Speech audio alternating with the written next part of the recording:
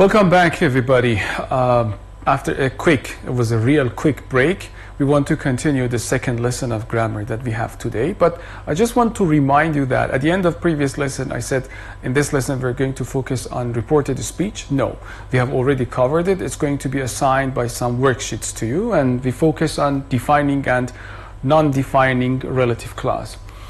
Well, first of all, we should decide what is the difference of defining and non-defining relative clause. I brought some information on the screen. We read it together and I explain by details. As you know, defining relative clause based on the topic is going to add some information to the sentence to identify the subject. We don't want to repeat subject in a sentence, and that's why we use defining relative clause by using a relative pronoun related to the subject to add more information, and these information are necessary. As I have mentioned, these information by defining relative clause are essential. That's the synonym of the word necessary to the sentence. And usually it comes immediately after the noun, which can be the subject of the sentence somehow and sometimes. And based on the noun that we are going to define, we use any of these relative pronouns: who, that, which, whose, and whom, and so on. Any of those WH ones that we get to that in a minute, that what is the difference in which circumstance we are allowed to use who, which, whose, and so on. And let's go and take a look at an example of a defining relative clause, let's say clause. This is the lesson that will answer all your questions. That clause after relative pronoun that is going to add necessary information to first clause. And as you can see, without that red part, it doesn't make a complete meaning. It doesn't make sense. This is the lesson. Which lesson am I talking about?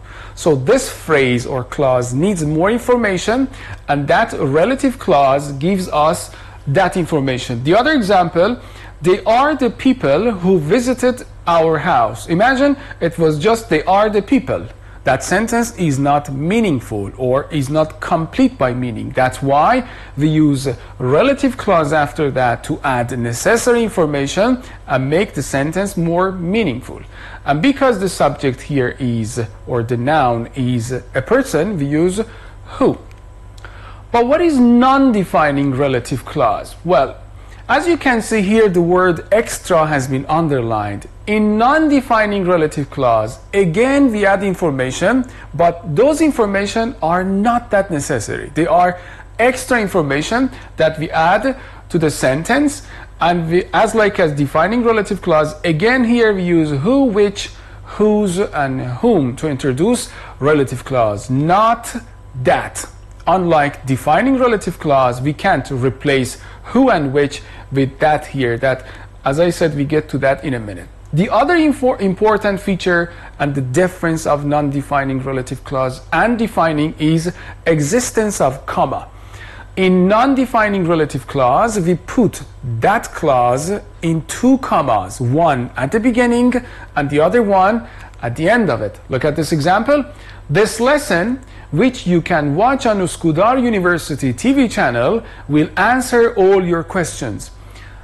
Here we've got two comma at the beginning and at the end of that underlined, let's say, clause. But if I take that clause from my sentence, is it still meaningful? Of course it is. This lesson will answer all your questions. So that one in two commas is a non-defining relative clause. Another example, Bob, who I work with, teaches listening. I know you're familiar with Bob, he's pretty famous. And the other one, Bob teaches listening. So that one again is non-defining relative clause in two commas. If I take it, nothing will happen to the origin sentence.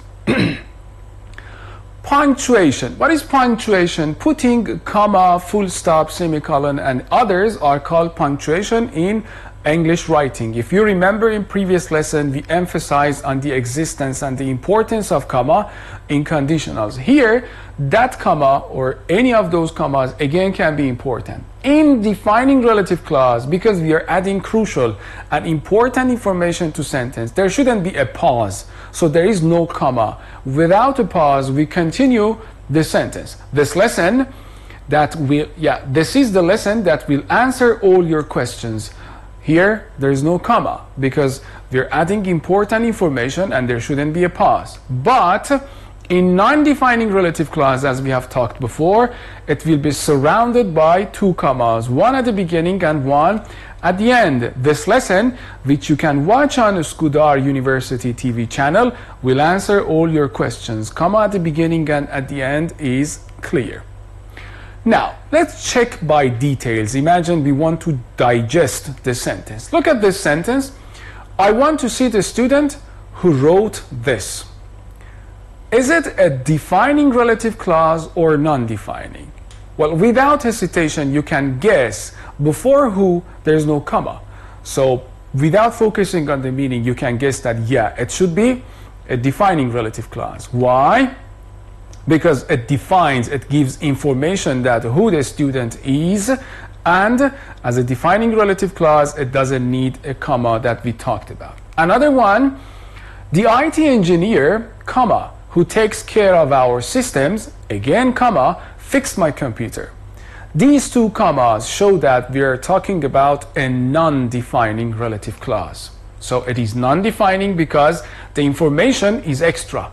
The IT engineer fixed my computer is still meaningful, but by that clause we added more detailed information which is somehow extra, and moreover it has appeared in two commas, one before and one after that. So I'm sure that it has been very crystal clear for you. But making decision which relative pronoun, which of these WH, let's say, forms should be used at the beginning of, let's say, a relative clause is important. If we're talking about a person or recently a pet, we should use who. Emily is the person who helped me the most. So that's a defining relative clause, and we used who because we're talking about a person. And in non-defining one, again, Emily, comma, who's very helpful, showed me how to do that. We use whose when we want to talk about the possession, owning, let's say owing or owning something. Burak is the chef whose kebab is the best. That is defining relative clause, and because I'm talking about possession of kebab, I use whose. And Sarah, whose father is a doctor, studies medicine at university. That is non-defining relative clause, but again possession. Whose father? Father of Sarah. For which we talk about everything except human. When we want to talk about things, we use which. Here is the lesson which I have been working on. And that is a bit crucial that we want to focus on it by details. It can be replaced with who and which, but just in defining relative clause, not in non-defining one. Emily is the person who or that helped me the most. Here, I was allowed to use that because it is a defining relative clause. Here's the lesson which or that have been, I have been working on. Again, that's defining relative clause, so no comma, and we can replace which with that. But when it is non-defining, we can't replace who with that. Here, the commas show that we're talking about a non-defining relative clause, and we're not allowed to replace who with that. Emily, who is very helpful, showed me how to do it. Now let's have a quiz. Look at this sentence. Matt is an honest friend I've missed the most. Matt, I've missed the most, is an honest friend. What do you think about these? The first sentence, this one, has a defining relative clause talking about a person. So it takes who or that. Because it is defining, we are allowed to use both who or that here. But second one, which is non-defining, we just use who. We are not allowed to use that. And as you can see, commas are missing, which is somehow misdirection. The other one, I like the book my classmate gave to me. Gave it to me, maybe. The first sentence has a defining relative clause talking about something. So when it is a defining relative clause, it can be both which or that. But second sentence, I like this book, my classmate gave it to me. Because it is non-defining relative clause, we are not allowed to use that. We just use which. So defining and non-defining relative clause is not that complicated. If we want to summarize it, we can say that in defining relative clause, we add necessary information. It doesn't get any punctuation, no comma, nothing at all. But in non-defining relative clause, we add extra information that we can easily take it from the sentence and nothing will happen. Just we want to give extra information.